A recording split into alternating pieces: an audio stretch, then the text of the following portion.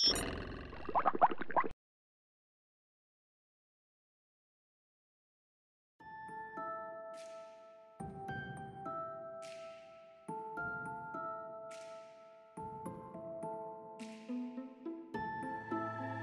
الحلقتين اللي فاتوا دخلنا في عالم التفكير النقدي وعرفنا أكتر عن أهميته، وفي الحلقات الجاية هنتكلم عن أساسيات التفكير النقدي.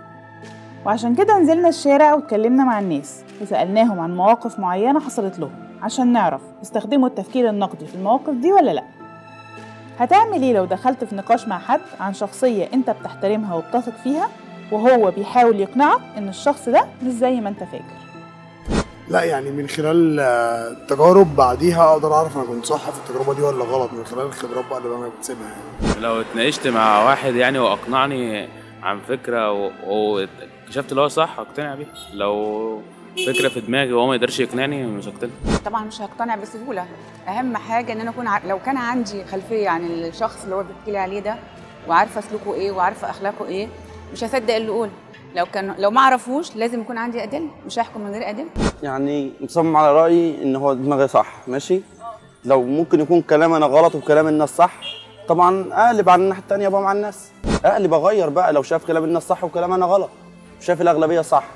لا لو اعطاني راي مقنع يعني هصدق.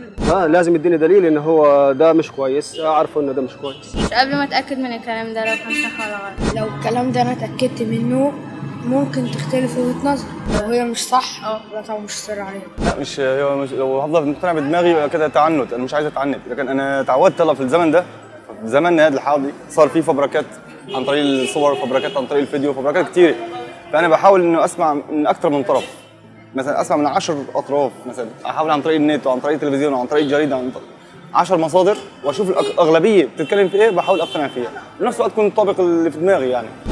في الحلقة اللي فاتت عرفنا إنه التفكير النقدي حاجة ما بنتولدش بيها، يعني حاجة نقدر نتعلمها، وده بيجي لما بنتبع أساسيات التفكير النقدي السبعة اللي اتكلمنا عنهم الحلقة اللي فاتت. وأول واحدة من أساسيات التفكير النقدي هي الانتلكتشوال انتجريتي أو النزاهة الفكرية. يعني إيه نزاهة فكرية؟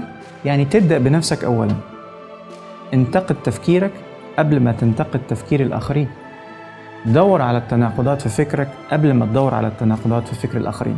وزي ما بتطلب من الناس أدلة وبراهين على كلامهم، انت كمان ما تقولش حاجة من غير ما يكون عندك الدليل. ودايما كمان ابحث عن نقط القوة في وجهات النظر الأخرى اللي ما بتتفقش معاك في الرأي. ما يبقاش كل همك انك تلوي الحقائق علشان تكسب المناقشة وخلاص. خليك دايما حقاني واستخدم نفس معايير الجودة اللي بتستخدمها في الحكم على أفكار الآخرين في الحكم على أفكارك انت كمان. سيب على جنب كل انتماءاتك العرقية والسياسية والاجتماعية، وحاول دايما انك تحكم على الأمور بطريقة غير متحيزة. بينك وبين نفسك كده افتكر آخر موقف اتعاملت فيه بمعايير مزدوجة مع شخص انت اختلفت معاه في وجهة النظر. راجع مع نفسك كده كل التفاصيل وحاول تطلع النقط اللي انت ما كنتش عادل فيها. طب يا ترى لو اتحطيت في موقف مشابه في المستقبل، هل يا ترى رد فعلك هيتغير بعد الكلام اللي سمعته معانا في الحلقة دي؟ طب يا ترى ايه هي الحاجات اللي هتتعامل بيها بأسلوب مختلف؟